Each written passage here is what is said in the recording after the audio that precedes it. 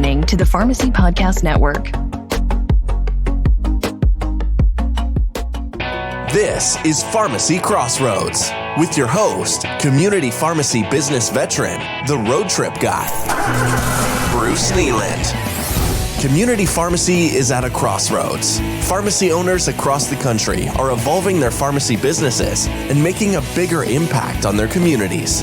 Bruce talks with the most innovative community pharmacy owners, pharmacy industry experts, and people who are passionate about the business of pharmacy and its impact on community healthcare. Pharmacy Crossroads is a member of the Pharmacy Podcast Network. And now, here's our host, Bruce Nealand. This is Bruce Nealand with another episode of Pharmacy Crossroads. And one of the great things about being a podcast guy is that I get to meet some amazing people. And I've got two folks today who are joining me in the podcast. The star of the show is Katie Bass. She's a pharmacist who owns two pharmacies in the Central California area. One of them is called Yosemite Drug, so I'm assuming that's someplace near Yosemite. And then the other one, which is kind of her flagship store, is in a town called Planeta, which I have never heard of, but that doesn't mean it's not there. So it really is there, Katie, right? Yes, it's there. So Katie, she's the owner of these two stores. She evidently bought the San Joaquin pharmacy from your dad a few years ago. Is that true? Yeah. So tell us who you are. Just a little background. Awesome. So my name's Katie. I graduated pharmacy school, got my pharmacy doctorate from University of Hilo, Hawaii in 2014. I was pretty much raised in pharmacy. When I was little, my dad was going to pharmacy school in Idaho, and he started his career about 93, worked kind of chain pharmacies and got sick of that and started his own pharmacy in 2000, which is San Joaquin Drug in Planeta. So I was about 14 at the time, and I became clerk, delivery driver. I mean, you name it, I did it in the drugstore. I know there's a lot of people out there, kind of similar stories. So I was always good at math and science. And so I kind of decided to start pursuing that. So went and got my bachelor's degree, then got my doctorate, and then came back home and took over as pharmacist in charge in 2015 at San Joaquin Drug. I officially bought it, and my dad pretty much retired at that point. I didn't officially buy it or take ownership until 2019. And that same year, I opened Yosemite Drug, which is in Coarse-Gold, California, kind of up in the foothills, so a little bit different population than I serve in Planeta. So yeah, that year was crazy. I took over ownership from that store, opened a second, and had my first child. So I had my son, who's now 4, and I have a daughter that's 2.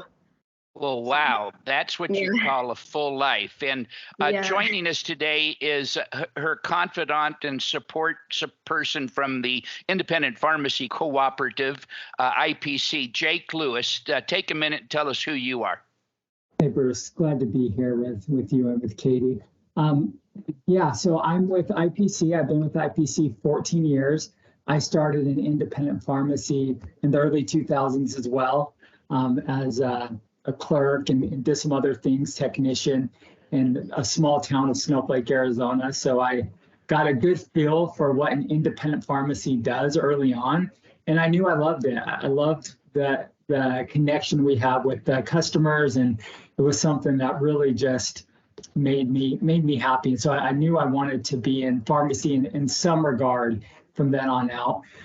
Like I said, 14 years ago, I started with IPC, and it's been a great opportunity. My family and I relocated to Southern California almost 10 years ago. So and it's great to have you with us. And I guess the first thing I want to start. So Katie, you're sitting here all smiles and happy today.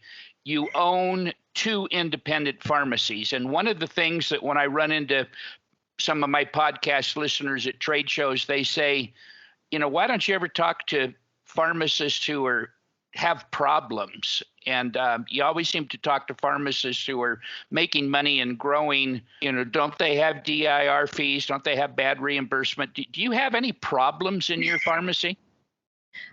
Yes. I mean, I honestly don't know a pharmacist that isn't facing these issues. Honestly, even some of the most successful pharmacists I know that I look up to are facing the same exact issues I'm facing. There are definitely days and weeks where I get my DIR report and I don't know how I'm going to survive. I mean, it's a very real thing. I can have my scores, I can be a top 20% performer. My scores are always above 90%. We know the numbers don't make any sense, but I mean, one of my stores paid over $200,000 in DIR fees last year. That was just for one location, and that was for being in the 90 percentile. And I remember when I started in 2015, and my dad wasn't looking at this stuff. This wasn't something that was really on his radar, So I started looking at the equipped scores and doing all of that, and we were in the 60th percents. And our DIR fees were like $7,000 to $9,000. And so even though I've improved a ton, my DIR fees are astronomical. I mean, and all stores are experiencing this across the board. And I mean, these are pharmacists that I know that are doing amazing things and still suffering and still going through this. So it's very real. I mean, it's hurting independent pharmacy a ton. And I think most of us know if, we either have to change our practice model, which I think a lot of us are doing and adapting, to best help our patients, and survive. And I mean, I think it's twofold. I also think we have to fight back legislatively because, if we do change our practice model and we don't fight back, who's to say they're not going to come after that next? Yeah. So, I mean, it's got to be twofold. I think you have to really get involved with advocacy. As frustrating as it is, we have to get some policy changes out there to help control these PBMs. And then we have to be innovative and, change our models. I struggle with these things too. I mean, I can super relate to pharmacists. It is extremely stressful job. It really is, Well, yeah, I mean, and you've demonstrated your bona fides. You're a real pharmacist, and so I'm a real pharmacist. Let's move forward with why you're here today. So you and I connected on LinkedIn, I think 5 or 6 months or 5 or 6 weeks ago. And I was just blown away by how positive and articulate you were. And at that time, I learned that you were the 2022 MVP pharmacy for the Independent Pharmacy Cooperative. They have like 2,000 members, and you were selected as the top tier that year. What's a couple of the things that you did that put you on their radar screen? Well, I've always had a really great relationship with my IPC reps. They've always helped me out a ton, like Jake and Mark before him. And so they knew a lot of what I was doing, and they've always been really supportive of me. So I think just having that good relationship with them was helpful. And a lot of it came around during COVID. Our location in Planada is like over 90% Hispanic, majority Medi-Cal, and we were able to do some really amazing things in that community. And I don't want to take all the credit, obviously, it's my staff and the community as a whole. We had a very large support. So for having a predominantly Hispanic population, we were able to get a large portion of them vaccinated early on, testing for free to that area. Their schools were some of the first open in California. We were able to provide testing for them on site. So there was just a lot of ways we were able to step up and help out in a trying time. And IPC recognized those contributions. I won the Bowl of Hygiea that same year for California. So IPC recognized all the amazing things we were doing for independent pharmacy and how much we stood for what independent pharmacy does for those local communities. That really, I mean, we're their olive branch to healthcare. So my esteem for you just went up twofold when you mentioned the Bowl of Hygiea. I've been in the business for 50 years, and it's been my privilege and honor to work with a number of people who have won the Bowl of Hygiea. It's an exceptional award that they give to old people. And you won it as a kid who's just, 10 years into practice? I mean, I don't think you know what an honor that is. Yeah, I was honestly blown away when one of the person that nominated told me they were going to nominate me. They were like, I just want you to know it's probably a long shot, but I think you deserve it. You've done a ton. And I think because, I mean, I was helping Course Gold community in the same way, doing the testing, doing vaccines, doing a ton in that community too. I mean, I was pregnant at the time too with my daughter, and I was working 7 days a week, to make sure our communities were taken care of. And yeah, I mean, maybe she just wrote a really good recommendation, and they don't ask you about age in that. So I don't think they were aware how young I was. Well, that's wonderful. So one of the other things that's come up is that you're experimenting or playing around, we're talking about innovation with community health workers. Where are you on that, and how did you get started on that, and is it working? So honestly, anytime somebody presents an opportunity to me, I just jump on it and then see how it goes. And sometimes they pan out, sometimes they don't. So McKesson actually had this big grant money to help train certified pharmacy technicians. They'd give them the training for CHWs. And I was able to get that scholarship for both of my locations. I had a certified pharmacy tech at both locations that are pretty much my clinical pharmacy techs, I call them. And so they were able to each get that scholarship. So they graduated that program. Some of the first that did, actually, one of them was in the first cohort and one was in the second. So Medi-Cal will pay, our Medi-Cal will pay for CHW services. Kind of the sticker is we have to contract with MCOs in California, and some have been very receptive and some haven't. So for our Planada location, our MCO for our Medi-Cal patients is Central Coast Alliance, and they gave us a contract. So we just signed that contract with them, and they pay 150% of Medi-Cal rates. So we haven't gone through the billing part of it or anything like that, but we're hoping by the end of the year to have some claims go through. Our other MCO in Course Gold has not been receptive. They keep pushing us to the PBM and the pharmacy, and we keep trying to explain to them we're not trying to bill as a pharmacy. We're trying to bill as a provider. We're a provider. So what's an example of one or two things a community health worker does? So they can do a lot of things, but basically their whole goal is kind of just being, they should be a member of the community that they're serving and working with, and they basically help provide resources to patients. So what happens when we come in, like was a perfect example, we had a patient this week, couldn't hardly pay his copay. So we hooked him up with a patient assistance program that's kind of local. He can't afford food right now. So we found a food bank for him, and we're actually getting the food bank to bring food to us. And when we deliver his medications, we'll deliver the food as well. So it's stuff we've already been doing, but now we can bill for connecting these resources. So basically this person acts as a resource hub for people in the community. And it's, I mean, to me, it's stuff that we've always been doing as pharmacies. And now there's just a way to help pay for it because we're taking a bigger look at health. We know that people aren't going to take their medications if they can't afford to eat, if they can't afford their copays. Health is a much bigger thing than just medicines. And I think healthcare providers and insurers, luckily now, are seeing that it's a much bigger picture. Well, and this is part of what I see of the future of pharmacy. And this is just one piece of several things that are on the horizon. It dovetails with remote patient monitoring and, long-term care at home and those kinds of things, which are the doors that are opening that are available to pharmacists like you who are willing to check them out and look at it and play with them.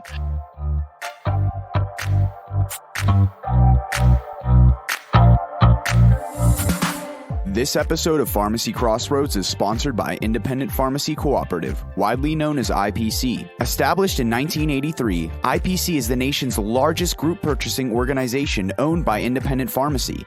With a mission of maximizing the success of community pharmacists, IPC works to provide members with access to effective programs and services designed to enhance profitability for independent pharmacy. Read more about our mission by checking out our website at ipcrx.com. That's ipcrx.com. We hope you enjoy this episode of Pharmacy Crossroads.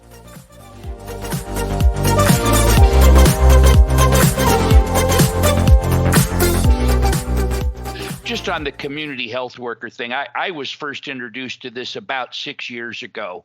Attended a conference in Phoenix, and I was blown away at the creativity that entrepreneurs were throwing at this. And the example that blew me away was there was one company there that was sharing what they had done, and they had gotten like a $50 million grant from CMS, and they were providing phones to people, iPhones, that were dedicated so that they could call this patient and find out how they're doing and do the monitoring.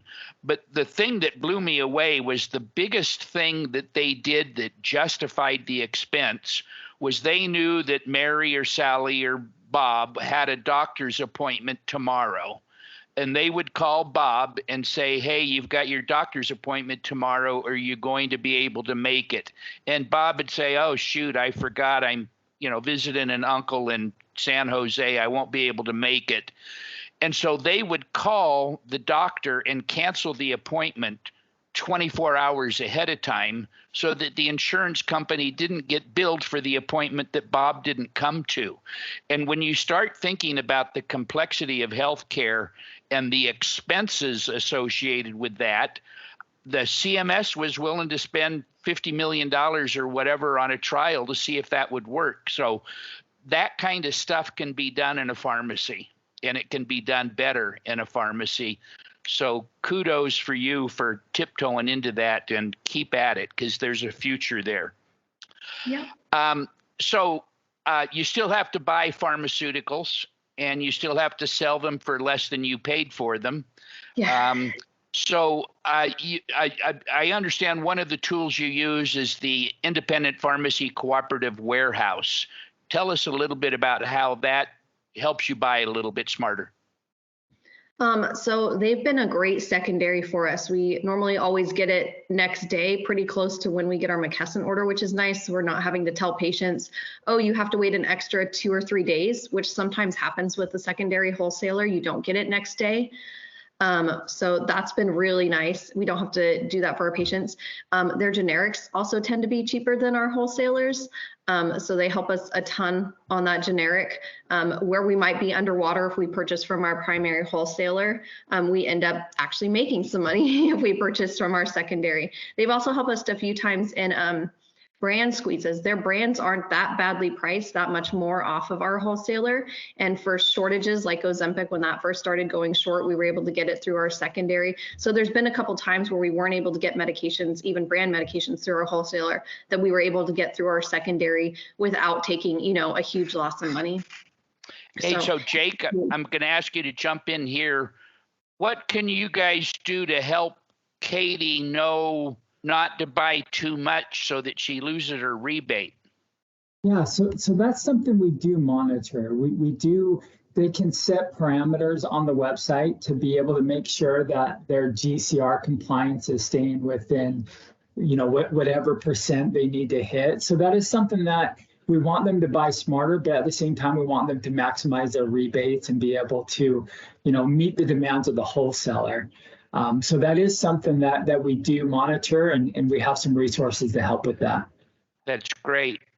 So you buy in smart, you're doing innovative things, you buy a pharmacy, you have a baby, and you decide to open another store. How did that happen? And, tell us a little bit about how you decided to do that, how you found a location, and how you put all that together.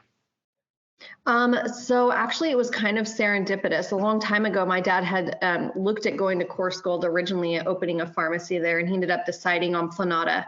But Corsgold's a little foothill town, and they had an independent pharmacy and it had closed. And so I kind of saw it as an opportunity, to step in. They already had a client basis. There was, literally a store I could just walk into that was already set up. So it just kind of presented itself to me, honestly. So that's kind of why I decided to jump in there and do that. And IPC, not only being a buying group and everything else they offer, they also helped us with our grand opening of that store, which was huge. They gave us totes to give away. They gave us money. So we were able to turn this opening into a really nice little event without spending more money out of our own pocket. So yeah, I'm very grateful for that too. Well, and Jake was kind enough to send me some pictures, and it's a nice little store, and congratulations on that. You're a multi-store operator now, so that puts you in the top tier of pharmacy owners. So, I don't know whether this is personal or professional, but what keeps you excited about the profession? You just sitting here watching you on the Zoom link, you're just so happy looking. And I know that can be done with makeup or whatever, but what keeps you going in this business? What's your center? For me, honestly, it's my patients. I just really, my husband will tease me, I have like a huge bleeding heart. And sometimes I do things probably at my own expense, but I know I'm helping people. I get told that all the time, that, these patients who may not have any other options, or it might be really difficult for them, I'm helping meet those needs. And honestly, that's what continues to drive me in innovation and stuff. It's like, the reason I'm choosing to do the community health worker path and things like that is because I see patients that need it. They've needed this for a long time. And so that's kind of why I choose the paths I choose. I constantly lead with my, I'll call it my bleeding heart, but I really care about my patients. I care about the communities I serve. That's where my passion is, really. Well, that's great. So innovation it keeps coming up. I understand that you've adopted a new website program. What's this all about, and what's it doing for you?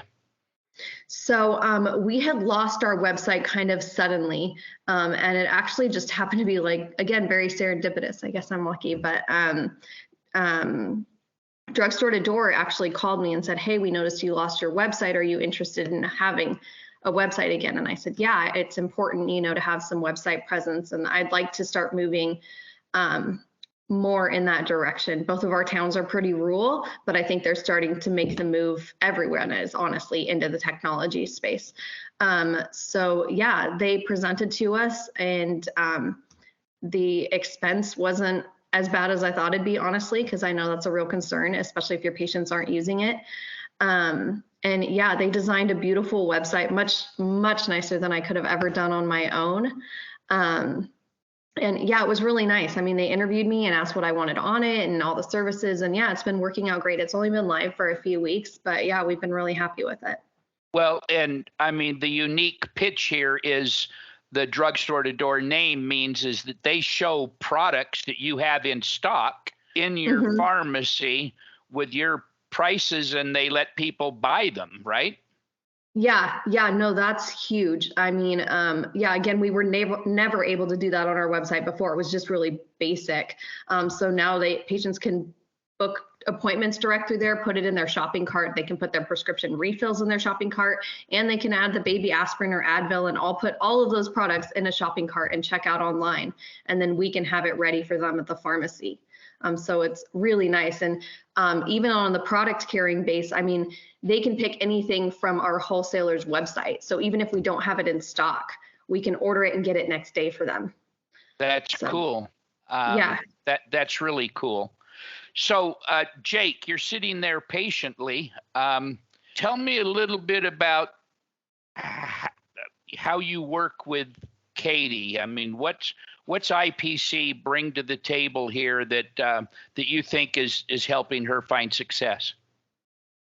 So I think when we first got introduced to Katie, when I first met her was during COVID, the very beginning of COVID, and we were having a hard time connecting with our customers. And I found that she was quick to adopt Zoom meetings and able to jump on with us. And so since that day, we were able to really, any new program the IPC was doing, we knew we could call Katie and she'd give it a shot. So whenever IPC is, rolling out a new program, Katie tends to be the one that we will call because she's open-minded and she's willing to try most things to see if it will impact her business. So we tend to rely on her a lot to, offer new offerings that we're coming up with, or have her guinea pig different programs. And she's a great resource for us. So she could join any buying group she wanted. Yeah. Why do you think she selected IPC?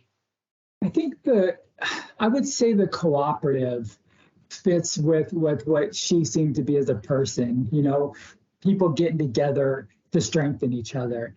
And I think that cooperative mindset is helpful. Everybody benefits when we come together. And when you go to Katie's store, you see that. It's very communal. It's everybody's family, and they care about each other. So I think the cooperative seemed to fit with her ideals. And she's nodding her head yes. So Katie, you've got a platform here to talk to a couple thousand pharmacy owners. Any parting words, any encouraging words that you would share with them about stuff they can do that will let them succeed? Like Jake said, I agree with all he said about the IPC stuff. Finding people who support your values and align with your values is huge. Feeling like you have a network of people you can rely on. There are a lot of people out there that want us to succeed. And so I think surrounding yourself with more positive vibes is helpful. There's a lot of negativity in independent pharmacy. So finding the people that are going to align with your value system not only makes it easier, and finding the people who are positive and pushing us forward makes it easier. We're all struggling. There's no doubt about that. So I don't want to sugarcoat that. But for me, finding reasons to continue to go on, checking in with my value system, making sure the people I have surrounded by me support that and believe in that. It's been huge. And honestly, the way I keep pushing forward and leads me to innovation, like I said. Well, and I'm going to editorialize for a minute because I get to be the host. I can say something. So this podcast will probably go live in September, but we're recording it in August. And this happens to be a milestone in my life. 50 years ago in August, I picked up a bag and made my first professional sales call on a pharmacy. And as a young kid, fresh out of college, full of vim and vigor, the thing that hit me in the face as I started making sales calls was pharmacists who were annoyed and thought the independent pharmacy was dead. And the reason for it, much to my delight as a sales rep, is because the Robitussin brand of cough and cold products, which had been reserved for independents only up to that time, had decided the time had come to sell to chains. So these pharmacists were saying, it's all over, we're dead and done with. And I've heard that story for 50 years now. And the thing that excites me and keeps me involved is people like you who are seeing that there is a future, there is a way forward. And 5 years ago, the pressure from the PBMs was bad, but it wasn't as bad as it is now. But we now have clearly seen a path forward. There are, point of care testing, immunizations, drug nutrient depletion, and then the new stuff with community health workers and remote patient monitoring. The stuff is just happening all the time. The thing that's different now is that the pattern for success is not cookie cutter. Katie, you're plugged into your community, you're working with your physicians, and the way you do that is different from the way Fred does that in Minnesota or June does it in Louisiana. It's individualized, and it's a reflection of your vision and your passion. And I'm just honored to meet you and appreciate what you're doing for yourself and for your family and for the community of Planada. Is that right? Mm-hmm. Okay. Planada. Mm-hmm. So, ladies and gentlemen, friends and neighbors, I guess, Jake, have you got any final thing you want to say? I just want to say I'm grateful for IPC that gives us a chance to get to know the Katie Basses. I feel me and my boss went to do her when she won Pharmacy of the Year, and it was probably the highlight of my career. just being in that store and seeing the love that her family has for her and for what she does, we both left there feeling so happy about what we do. And so my gratitude to the Katie's out there for serving their patients, and for IPC for connecting us. It's really a neat opportunity. Well, and that's it for today for Pharmacy Crossroads. This is Bruce Nealand signing off, hoping that something that we shared with you today will help you do more and be better. Thanks. Thanks for listening to Pharmacy Crossroads. If you're interested in talking with Bruce, please contact the show. Visit pharmacycrossroads.com. We look forward to hearing from you.